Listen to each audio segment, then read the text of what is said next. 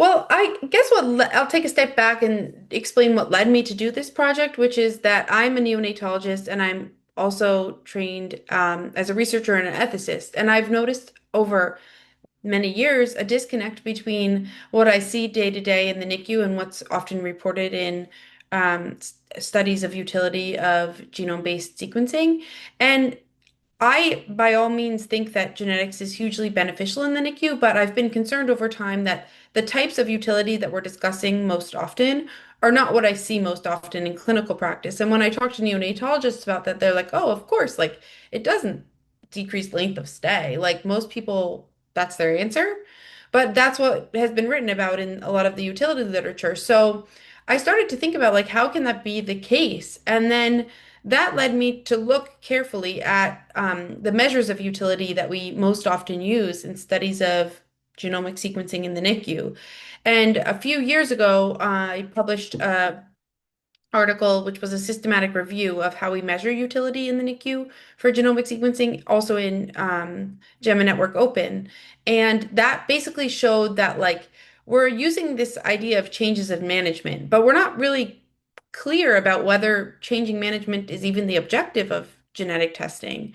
So it led me to kind of think, well, we need to look broadly at like we can look at changes in management, which we did in this study, but we need to look more broadly at like what are the positive and negative impacts of the testing, and have people report like what are clinicians actually hoping for? What are parents actually hoping for from this testing? And as I hypothesized, it does seem like the objectives of the test are quite different and quite misaligned with how we've historically measured utility, which I don't take to mean that the tests aren't useful. I think it just is a different kind of usefulness that we need to change our metrics to evaluate.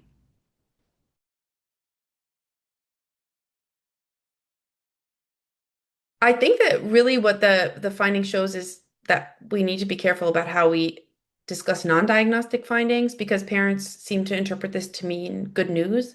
And often non-diagnostic findings are not necessarily good news. They're sort of the absence of something definitive, but many of those patients will go on to have the types of comorbidities or developmental problems or even mortality that parents might be worried about. So it's not always reassuring against those problems.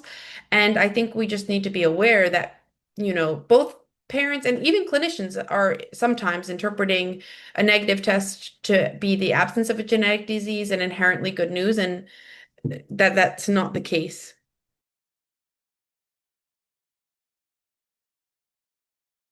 That's a great question. So I think that it of course depends on the objectives of the study.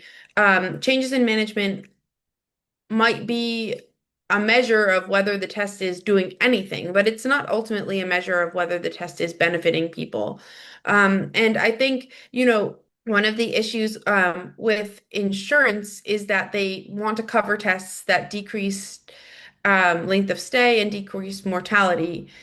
And that might not be what genetics does in a majority of cases. Of course, there are cases where that does occur, and that's going to hopefully become more and more as genetic directed therapies evolve. But in many more cases, genetics might be providing reassurance, or it might be improving, giving us a better sense of prognosis.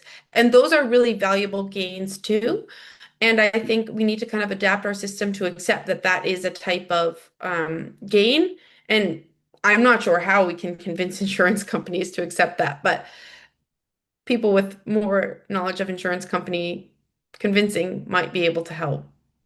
And regardless, I think what my job as a scientist is to say what the test is doing, not to think about what are all the downstream implications of what that means for insurance, et cetera.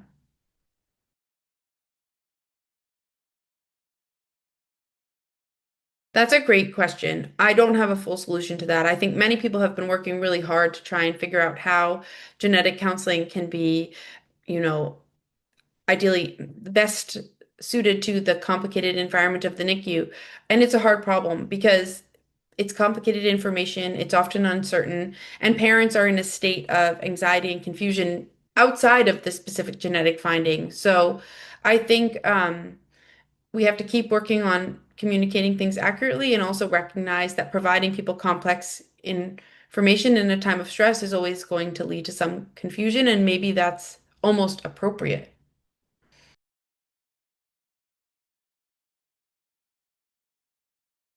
I think that the testing already is being integrated into a lot of workflows. The question to me is how we evaluate the usefulness of that. And one particular question that I'm actually starting to think about now is if a lot of what genetic information is doing is providing us prognostic information, then how accurate actually is that prognostic information? And to what extent is that prognostic information actually influencing downstream decisions by both parents and clinicians?